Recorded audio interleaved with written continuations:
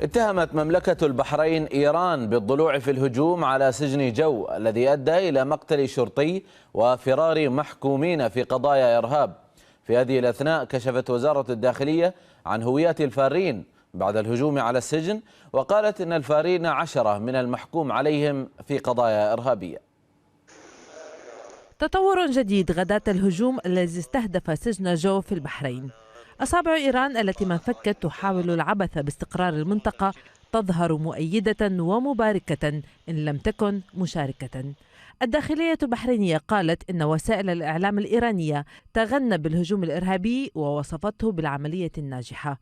واعتبرت الداخلية أن هذا الأمر يمثل دعما إيرانيا وارتباطا مباشرا بالأعمال الإرهابية وإصرارا على التدخل في الشؤون الداخلية لمملكة البحرين. وفي تفاصيل الهجوم الذي شنه مسلحون على السجن، فإن الهدف منه كان تهريب محكومين بجرائم إرهابية، حيث فر 10 من المجرمين بمدد طويلة، ونشرت السلطات صورهم وكثفت حملات الملاحقة في أنحاء البلاد. وهذه ليست المرة الأولى التي تكشف فيها البحرين عن مخططات إيرانية لزعزعة الاستقرار في المملكة. ويعود آخر إعلان عن تورط إيراني لضرب البحرين إلى يوليو الماضي، حيث أعلن عن تفكيك خلية مرتبطة بطهران تخطط لهجمات على أراضيها، واعتقلت 5 مشتبه بهم بعد العثور على مواد لصنع قنابل وأسلحة في منازلهم. ينضم إلينا في الاستوديو الأكاديمي والخبير في الشؤون الإيرانية الدكتور سلطان النعيمي، ومعي من الرياض الباحث في العلاقات الدولية الدكتور حمدان الشهري، وعبر الهاتف معنا من المنامة أمين عام جمعية الوسط العربي السيد أحمد سند البنعلي. أجدد الترحيب بضيوفي وأبدأ من المنامة مع السيد أحمد سند البنعلي. سيد أحمد، حدث اقتحام السجن في البحرين، تهريب هؤلاء المحكومين في قضايا إرهاب، كيف يتم التفاعل معه في البحرين على المستويات المختلفة أمنيا شعبيا وسياسيا أيضا؟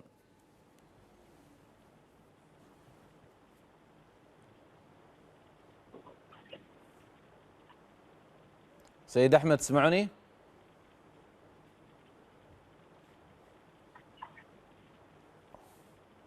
تسمعني سيد أحمد؟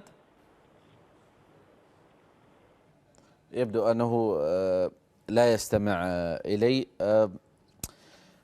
أنتقل إلى دكتور سلطان النعيمي هنا في الاستوديو. دكتور سلطان، كل الأصابع، أصابع الاتهام البحرينية وأيضا هوية الفارين والذين تم تهريبهم تشير إلى إيران كفاعل رئيسي في هذه القضية. ما الرسالة التي تريد إيران تقديمها للبحرين وأيضا لدول الخليج في أول يوم من عام 2017 بتهريب هؤلاء؟ بسم الله الرحمن الرحيم. تحية لك أستاذ ماجد والدكتور حمدان والأستاذ أحمد والمشاهدين الكرام. في الحقيقة أن حين نستند إلى تصريح المرشد الإيراني قال أننا لم نتدخل في البحرين، ولو تدخلنا لكان الأمر قد تغير. هذا تصريح. نأتي للتطبيق نرى أن هناك أحداث كثيرة جدا، بداية من بداية الثورة الإيرانية في عام 1981، محاولة الانقلاب في التسعينات، وبعد ذلك ما يطلق عليه بثورات الربيع العربي ومحاولة استغلال ذلك الأمر. وفي الأمر ذاته سيأتي تصريح، إن لم يحدث من وزارة الخارجية الإيرانية سيأتي الحديث أن هذه الاتهامات اتهامات باطلة وأن لا شأن للنظام الإيراني في ذلك. ولكن واقع الأمر أستاذ ماجد أن المؤشرات تؤكد على أن التدخلات السابقة للنظام الإيراني ودعم من يطلق عليهم أنهم بالفعل أولئك الذين يعتبرون معارضة، وليس هي المعارضة الحقيقية التي تبحث عن البحرين، وإلا لما وجدت هذا الطريق إلى التهديدات. الرسالة أنه بعد حلب جاءت تصريحات من الحرس الثوري تقول أن هذه الانتصارات سوف يكون لها انعكاسات في دول أخرى منها اليمن والبحرين وغيرها من الدول، إشارة إلى مملكة البحرين. الرسالة هي واضحة حينما نقرنها كذلك بما قاله المرشد الإيراني في موقعه في تويتر، قال أنه قتل هذا المؤمن البريء، ويقصد نمر وهو مواطن سعودي تم الحكم عليه بالإعدام نتيجة لأسباب إرهابية. حينما يقول رسالة مثل هذه، حينما يقوم ملك البحرين بإرسال رسالة تهنئة لحسن روحاني بمناسبة الثورة الإيرانية، وهي ذكر الثورة الإيرانية. في الوقت ذاته أستاذ ماجد يأتي المرشد الإيراني ليقابل ما يطلق عليهم بالمعارضة البحرينية ويصفهم بالصمود أو الأبطال ويطالبهم بالصمود. المؤشرات واضحة، ستتجلى كثير من الأمور الأخرى التي هي هذه العناصر مرتبطة بمن في الداخل البحريني، وفي الداخل البحريني من هو مولهم لينتقلوا. إذا انتقلوا وكانوا يهربون من البحرين أين سيذهبون ولمن؟ فهذه مؤشرات واضحة سوف تتجلى أكثر وأكثر في أن للنظام الإيراني شاء أم أبى تدخلات واضحة وسافرة في الشأن البحريني وفي المنطقة ككل. طيب، سنغوص نحن بشكل معمق في هذا الموضوع. أعود مجددا إلى السيد أحمد سند بن علي. سيد أحمد، تسمعني الآن؟ اي نعم، حاليا اسمعك. طيب سيد أحمد، موضوع اقتحام السجن، تهريب هؤلاء المساجين الفارين، كنت قد سألتك كيف يتم التفاعل معه في البحرين، سواء على المستوى الشعبي أو الأمني أو حتى السياسي إلى الآن؟ طبعا أخي العزيز، في البداية هذه ليست المرة الأولى التي يحدث فيها هروب سجناء، ولكنها المرة الأولى التي يحدث فيها اقتحام أو هجوم من الخارج على مكان الإصلاح والتأهيل. القضية الأولى أول شيء شعبيا هذه العملية مرفوضة، يعني بالنسبة لنا نحن كجمهور أو جمهور عريض من الشعب البحريني رافض القضية، ويرى أن من المفروض أن يعاد هؤلاء إلى موقعهم الحقيقي. هذه بالنسبة شعبيا. أما بالنسبة رسميا أو الأجهزة الأمنية، فيعني حاليا نحن نعاني بسبب هروب هؤلاء السجناء، لأن حاليا لا أحد يستطيع أن يوجه اللوم إلى الأجهزة الأمنية. تسمعني أخي العزيز؟ نعم أسمعك أستاذ أحمد. لا أحد يمكن أن يوجه اللوم إلى الجهاز الأمني الذي عليه واجب وحق في نفس الوقت، واجب حماية المواطنين وحق في القبض أو إعادة إلقاء القبض على هؤلاء المساجين. فبالتالي حاليا يعني تقدر تقول أن الأجهزة الأمنية على قدم وساق في جميع المنافذ وفي جميع الشوارع تقريبا. طيب. حملات أمنية مكثفة من أجل إعادة إلقاء القبض على هؤلاء الفارين. طيب، أنتقل للدكتور حمدان الشهري. دكتور حمدان، بوجهة نظرك ما مدى خطورة هذا الحادث، وأيضا خطورة الأيادي التي تقف وراءه طبعا، والاتهام وأيضا الشخوص والتحقيق كلهن يذهبن باتجاه إيران بالطبع؟ نعم، تحية لك أخي أستاذ ماجد وللدكتور سلطان وللأخ أحمد من المنامة ولمشاهديكم مشاهدي قناة سكاي نيوز العربية. نعم، تعرف أنت ذكرت قبل قليل في سؤالك عندما تحدثت بأنه مع بداية هذا العام الجديد الميلادي بدأت إيران عامها طبعا كعادتها على أن يكون عاما إرهابيا بالتدخل في إحدى هذه الدول الخليجية وبالتدخل على أرضها، وهذا تدخل سافر ومحاولة يعني اقتحام سجن وقتل شرطي وإصابة آخر بحريني تعريضه بالقتل. هذه عملية إرهابية في الواقع حتى لو اختلفت الطريقة، ولكن في الواقع هي إحدى العمليات الإرهابية. طبعا بهذه العملية اقتحام السجن أيضا نضيفها إلى قائمة الأعمال الإرهابية التي يقوم بها النظام الإيراني وحرسه الثوري الذي يمول مثل ذلك. أيضا أريد أن أقول، أيضا ذكر أخي الدكتور سلطان قبل قليل أنه عندما ظنت أو عندما أوقفت عند حلب إيران اليوم باقي فيها الشر كامن، فتريد أن تفرغه في مكان آخر، وقالوا ذلك ما بعد حلب سيكون غيرها في البحرين واليمن. اليوم يعني ما عملوه في البحرين رسالة واضحة على أنه شرهم سيتجه إلى مجال آخر وإلى دول الخليج، ومنها البحرين كأقرب نقطة لهم أو التي هو عملوا عليها من قبل، لذلك وجب التنبؤ على ذلك. نقطة أخرى مهمة جدا، هؤلاء السجناء الذين هربوا، هل هربوا فقط لتقول إيران نستطيع زعزعة أمن واستقرار البحرين، أم يراد استخدامهم لعمليات إرهابية سيقومون بها في المستقبل في داخل بلداننا الخليجية؟ وأنا أتوقع ذلك، يعني لا نستبعد، يجب أن لا نغمض عيوننا عن إيران وعن ما تريد أن يعني تخطط له من هذه الأعمال. إذن كل ما عملت إيران اليوم أو تعمل على الساحة واضح وجلي، ولذلك من يعني ولكن هذا الحادث خطير دكتور حمدان، تراه خطيرا؟ نعم هو خطير وتصعيد كبير، يعني هجوم على دولة خليجية. هو في الواقع كما قلت لك هو عمل إرهابي لكن بشكل آخر، نتج عن اقتحام، زعزعة استقرار أمن، محاولة فيها، كذلك اقتحام سجن، قتل شرطي وقتل آخر وإصابة آخر وتهريب سجناء خطيرين. إذن هو عمل إرهابي كامل الأركان. فهذه عملية إرهابية نفذت مع بداية العام الجديد لتقول إيران للعالم ولنفسها أنها تحسن استخدام الأعمال الإرهابية، وهو في ذلك طبعا تنوعت أعمالها، تعرف، ما بين اقتحام سفارات وما بين دعم ميليشيات وما بين أن تدعم ميليشيات ترسل صواريخ حتى على يعني أعظم الأماكن حرمة لدى المسلمين دكتور. وغيرها من الأعمال. يعني هذا فقط تنويع وإضافة إلى قائمة الأعمال الإرهابية التي تقوم بها إيران. نعم. على ذكر موضوع التنويع دكتور حمدان، أريد أن أسأل دكتور سلطان. دكتور سلطان، أسلوب إيران في البحرين هل تراه يعني مختلفا عن أسلوبها في تدخلاتها في المنطقة؟ هل ترى أسلوبا جديدا هذا العام من خلال اقتحام هذا السجن؟ كيف قرأت هذه القضية؟ هو في الحقيقة يعني نحن دائما حينما ننظر للنظام الإيراني فإنه دائما ما يسعى إلى البحث عن الأدوات التي تتلائم مع دولة دون أخرى. فمثلا في اليمن كان هناك ذات السياق الذي نلاحظه على سبيل المثال في سوريا، من خلال تهريب السلاح، من خلال دعم تلك الميليشيات، ننتقل إلى لبنان لحزب الله ونرى تهريب السلاح. ولكن نرى من جديد في سوريا أن هناك اتصال مباشر مع النظام السوري، نرى في لبنان أنه تطور الأمر.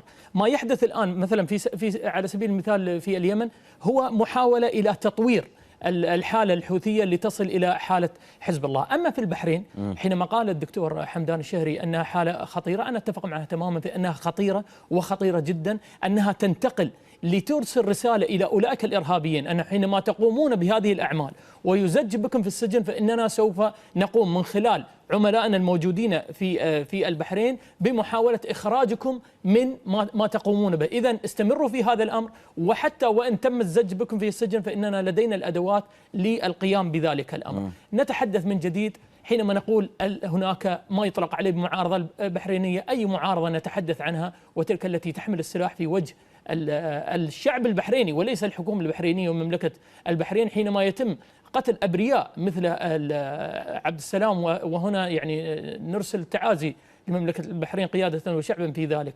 فأساليب النظام الإيراني في البحرين لديه استعداد منذ بداية الثورة. أستاذ ماجد، تم الدفع بعناصر من البحرين لتدريبهم هناك.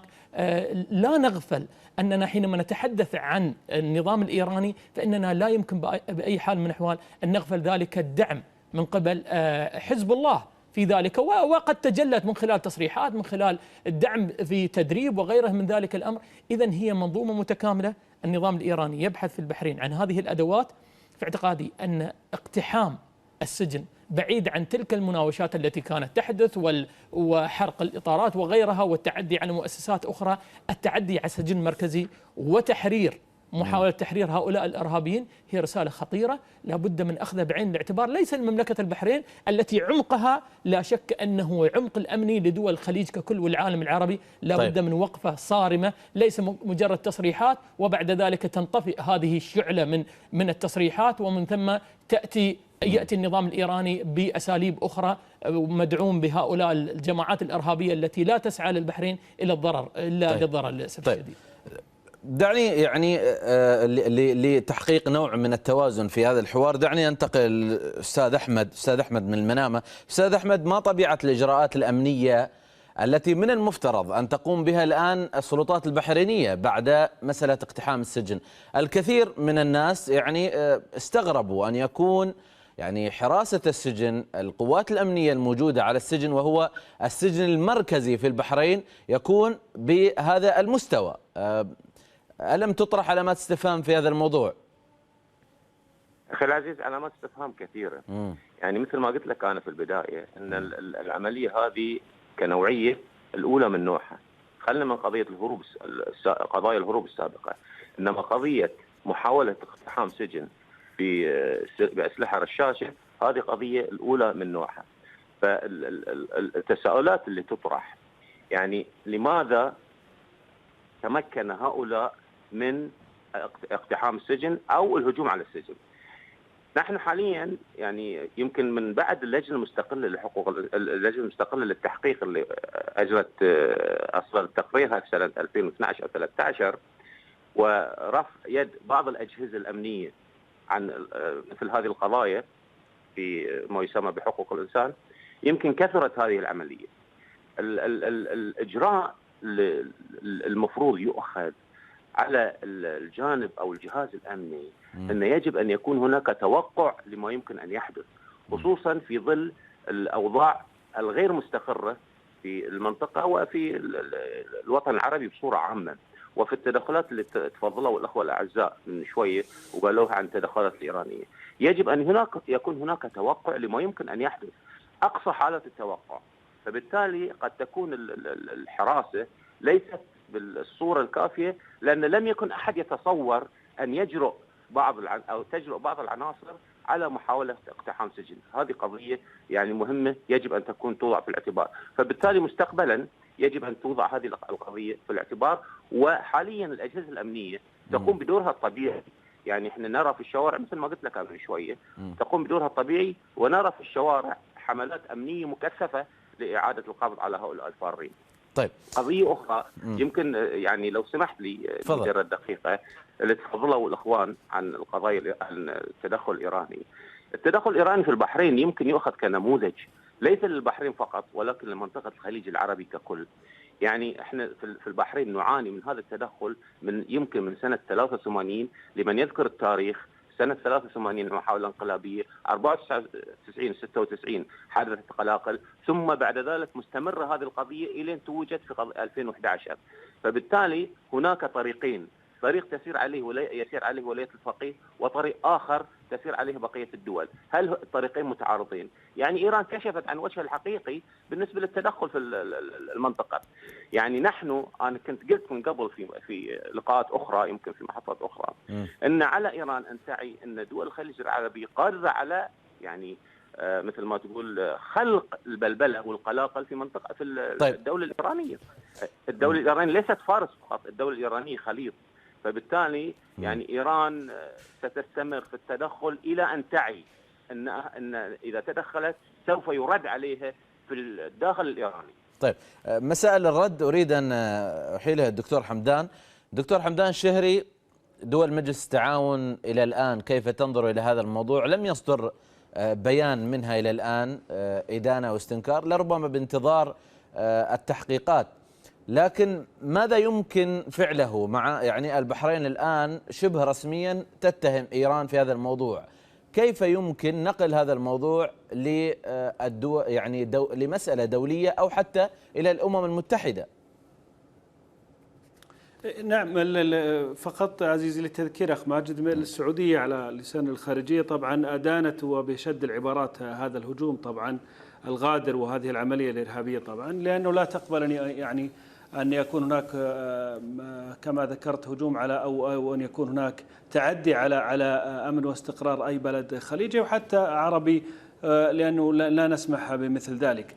طبعا تعرف كل ما ذكروها وعندما قلت يعني عملية الرد على إيران، نحن نعرف إيران جيدا، نعرف أن إيران اليوم هي لديها فلنقولها بكل صراحة هي طاقة إرهابية، هي مجموعة ميليشيا تريد أن تصدر هذا الفكر الذي تعيشه إلى خارج حتى إيران، استخدمت في داخل إيران وحكمت إيران بالحديد والنار، ورأيناها حتى في ثورة 2009 كيف قمعت هؤلاء المتظاهرين الذين تتحدث عن المظاهرات أو تريد أن تدعم حقوق يعني ما لديهم. على كل حال أقصد دول الخليج اليوم عليها أن تحزم أمرها وتعرف أن إيران اليوم قد تكون أوقفت أو أحجمت، أقول قد، في سوريا، فاليوم لديها فائض من هذه النشاطات الإرهابية تريد تحويلها إلى مجال آخر، ودول الخليج هي إحدى الدول التي تريد أن تبدأ فيها عام 2017.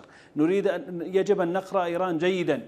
إيران عرفناها وخبرناها، يجب الآن نسبقها بخطوات، لا يجب أن يكون رد دول الخليج فقط رد فعل، يجب أن ننتقل إلى مراحل متقدمة. لماذا؟ لأن إيران لن ترعوي، إيران لها هدف أن تزعزع أمن واستقرار المنطقة وخصوصا دول الخليج. إذا اليوم إلى متى ننظر فقط؟ يعني حاولنا الذهاب إلى سوريا وذهبنا إلى اليمن وذهبنا بغيره، لماذا؟ لكف إيران، لكن لردع إيران وكبح جماحها يجب أن تكون عمليات قوية. يعني أنا أقول مثل اليمن، انظر إلى ما عملناه في اليمن. اليوم إيران تئن، لا تستطيع، صحيح أنها تهرب، صحيح أنها تستخدم، لكن في الواقع مشروعها بفضل الله يتهاوى. طبعا أكيد التدخل بدرع الجزيرة في البحرين كان سباق وعمل رائع، لكن لابد من أن يكون هناك إيقاف لمثل تصدير هذه المشاريع. ومن يعمل كما قال أخي الدكتور سلطان، يعمل عمل إرهابي يجب أن يعرف أنه سيقاسي، ولن تأتي إيران لتنقذه أبدا، لن ينقذه إلا الله سبحانه وتعالى، لن يستطيع الهروب والنفاذ بجريمته. لذلك لابد من اتخاذ جميع الخطوات أمنية وسياسية على كل المجالات لردع إيران. نعم. طيب دكتور حمدان، دعنا نستمع إلى ما كتبه طبعا المغردين على تويتر. البعض قال الهجوم على مركز الإصلاح والتأهيل في بلدة جو في البحرين كان من أبرز اهتمامات الناشطين على وسائل التواصل الاجتماعي، حيث ناقش المغردين مستجدات الهجوم وضلوع إيران به في عدد كبير من التغريدات. نبدأ مع أحمد الذي قال حكومة إيران كانت تتحدث باستحياء عن مخططاتها في البحرين، واليوم أصبحت تتحدث بصوت عال ودون اكتراث. فيما تساءل عبد الرحمن ما إذا كان الاعتداء على السجن في البحرين سيكون بمثابة رسالة تعبر عن نوايا إيران المستقبلية في المنطقة. أما حاتم فغرد قائلا عملاء إيران في دول الخليج لم يتجرعوا مرارة العيش في إيران ولم يحمدوا الله على خيرات البلاد التي يعيشون فيها. ونختم مع تغريدة نبيل الذي دعا الله أن يحفظ البحرين من كل شر، مشيرا بأن المملكة البحرينية أكبر وأقوى من مرتزقة إيران. بالعودة إلى الدكتور سلطان. دكتور سلطان، بالنسبة للإدارة الأمريكية الجديدة وهذا العمل ومجموعة من أيضا تدخلات في المنطقة، كيف يعني هل نتوقع تغييرا كبيرا؟ لأنه يقال أن إدارة ترامب ستكون في يعني مجال كبير هناك للتضييق على إيران. ما الذي ممكن أن نتوقعه هنا بالتعامل بين الإدارة الأمريكية المقبلة وإيران؟ نعم، هو طبعا لا بد أن نضع في الحسبان أستاذ ماجد أن الإدارة الأمريكية حتى ولو كانت تسعى إلى كبح جماح النظام الإيراني وتدخلاته في المنطقة، في نهاية الأمر سوف تقرأ الواقع وبناء عليه سوف تنتقل إلى سياساتها. إدارة أوباما كانت تتحدث دائما عن التدخلات الإيرانية في المنطقة، ولكن في نهاية المطاف كان الرئيس الأمريكي نفسه يقول لا بد المنطقة أن تتقبل المتغيرات.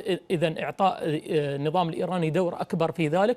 إذن ما يقوم به النظام الإيراني حاليا هو تعزيز كروته في المنطقة التي هي في حقيقة الأمر عززها بكثير من الأوراق لكي تأتي الإدارة الأمريكية وترى واقع الأمر. هذا ما أكده عديد من التصريحات من قبل الحرس الثوري، أن يقول نتائج الانتصارات في حلب نتمنى أن تكون رسالة واضحة للإدارة الأمريكية لكي تعي كيف تتصرف مع النظام الإيراني. إذا النظام الإيراني دائما ما يضع كروت قوية، ليس فقط من خلال حضوره في داخل المنطقة العربية، وإنما لديه أدوات كثيرة أخرى. أستاذ ماجد، للأسف الشديد نحن الدول العربية الدول الخليجية للأسف الشديد ليس لدينا الفعالية كما يقوم به النظام الإيراني. ماذا يقوم النظام الإيراني؟ يقوم بدعم ما يطلق عليه بالمعارضة، وهم الإرهابيين ويسميهم بالمعارضة، دعم مالي، أسلحة، إعلام، دعمهم حتى في أوروبا من خلال جمعيات حقوق الإنسان وغيرها،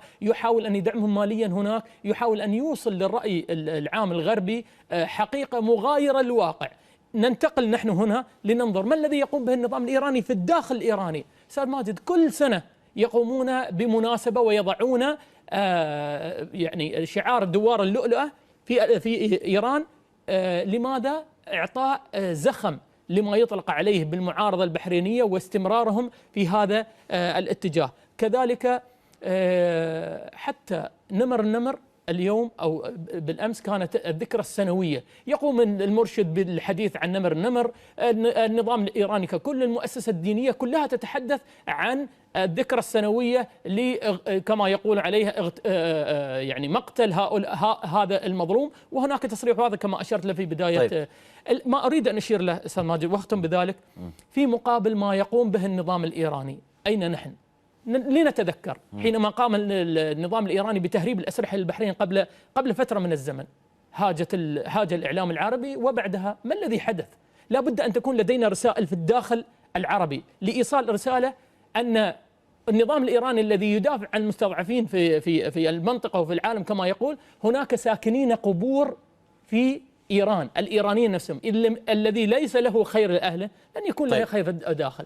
رسائل إعلامية في الداخل وفي الغرب لا بد من أن تكون هناك رسائل قوية واضحة ومستمرة. ذكرى سنوية، أين نحن من الذكرى السنوية الذي يقوم به النظام الإيراني لتهييج هذه الأمور وإيصال رسالة إلى الغرب للأسف الشديد، وبالتالي التأثير على الإدارة الأمريكية وغيرها في قراءتهم للمنطقة. طيب، هذه الفكرة أريد أن أنقلها أستاذ أحمد بن سند. أستاذ أحمد، هذه يعني مثل هذه العمليات كيف ستؤثر في اللحمة الداخلية في البحرين، وباعتقادك ما الإجراءات الكفيلة في تحصين هذه اللحمة سواء يعني الشعبية والفئوية في البحرين أيضا؟ أخي العزيز، بالنسبة حق اللحمة طبعا احنا لا يمكن أن نضع رؤوسنا في الرمال ونقول أن هناك لحمة متكاملة في البحرين. ما حدث منذ 2011 وما تبعها أحدث نوع من الشق عمودي في المجتمع البحريني. طبعا لا نريد تصنيفها إلى قضية سنة وشيعة، لأن الكثيرين من الجانب الآخر غير مؤمنين بما يحدث حاليا، ويعني يرون أن ما حدث في السنوات السابقة شيء غير صحيح. وحتى بعض من مارس الوقوف مثل ما تفضل أخوي العزيز من شوية في ما كان يطلق عليه دوار لؤلؤة، بعض من كان هناك أيقن مؤخرا أن ما حدث كان خطأ وكان من المفروض أن يعامل بطريقة أخرى. فبالتالي يعني اللحمة الوطنية ليست بحاجة إلى أحداث من هذه النوعية. يعني ما حدث مؤخرا بالعكس قد يساهم في تعميق الانشقاق الوطني، وهذا ما تعمل عليه الدولة الإيرانية أو الدولة الفارسية وليس الدولة الإيرانية. هذا ما تعمل عليه الدولة الفارسية، تعمل على تعميق الفروق في الداخل المجتمع البحريني. هنا يأتي دور المجتمع البحريني نفسه أو المواطن البحريني نفسه. نعم. يجب أن لا يلصق الحدث هذه بتيارات بحرينية أو بمجموعات مواطنين بحرينيين. يجب أن يعني يرجع الموضوع إلى فعلا حقيقته أن الدولة الفارسية تتدخل في الشأن البحريني، أو الدولة الفارسية تهرب السلاح إلى عناصر موجودة مؤمنة بولاية الفقيه في المجتمع البحريني. الدولة الإيرانية تمارس تدخلها السافر في المجتمع البحريني. بالتالي يجب أن تكون هناك مجاميع في المجتمع البحريني تكون على مستوى من الثقافة والوعي بحيث تحارب هذه التدخلات الفارسية في المملكة البحرين. تفضل أخي. دكتور حمدان، أخيرا نريد أن نختم معك. كيف ترى مستقبل هذا الحدث، وما الذي يمكن أن يتمخض عنه، وأيضا ما الذي نتوقعه بعد هذا الحدث من مزيد من التدخلات الإيرانية في الخليج؟ نعم عزيزي أستاذ ماجد، هذه سابقة أقول، وهؤلاء الذين هربوا من السجن لم يهربوا لأن إيران في الواقع يعني مستعدة أن تهربهم أو أن يعني تقوم بعملية بطولية من أجلهم. هي تريد أن تستخدمهم لعمل إرهابي آخر. وعلى الحكومة البحرينية وأيضا دول الخليج أن تراقبهم جيدا وتنتبه لهم.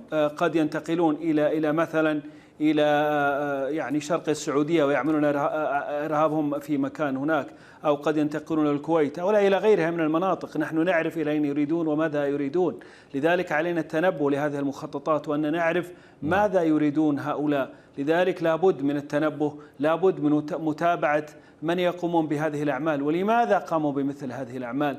يجب أن نعرف أيضا، يجب أن نكون أو نرسل رسالة واضحة صريحة لإيران بأن دول الخليج ستكون خطا أحمر بدءا من مثلا من هذه السنة. لن نسمح بأن يمر إيران قد تجاوزت حدودها حتى مولت هذه الميليشيات التي تستهدف مكة المكرمة. أقول يعني تجاوزت حدودها بمراحل، لم يعد هناك يعني ما يستطيع الصبر عليه. إذا تم السكوت أكثر على إيران ستذهب أكثر من ذلك وأبعد من ذلك. لذلك لابد من وضع آلية مشتركة لدول الخليج في التصدي. وأنا أتفق مع أخي الدكتور سلطان عندما ذكر بأن الولايات المتحدة لها سياساتها وستقوم على ما تريد، وقد قال ذلك جون كيري بكل صراحة عندما قال حزب الله لا يمثل لي تهديد، لم يهاجمنا، لم يعمل لنا خطرا. لماذا؟ لأنه فقط يهاجمنا نحن، هو يمثل لنا الخطر. نحن المعنيين بالدرجة الأولى للتصدي للمخاطر الإيرانية ولميليشيات الإرهابية ولإيقافهم. نعم. أشكرك. أنا معي من رياض الباحث في العلاقات الدولية الدكتور حمدان الشهري، ومن هنا في الاستوديو الأكاديمي والخبير في الشؤون الإيرانية الدكتور سلطان النعيمي، ومن المنامة أمين عام جمعية الوسط العربي السيد أحمد سند البن علي. شكرا جزيلا لكم.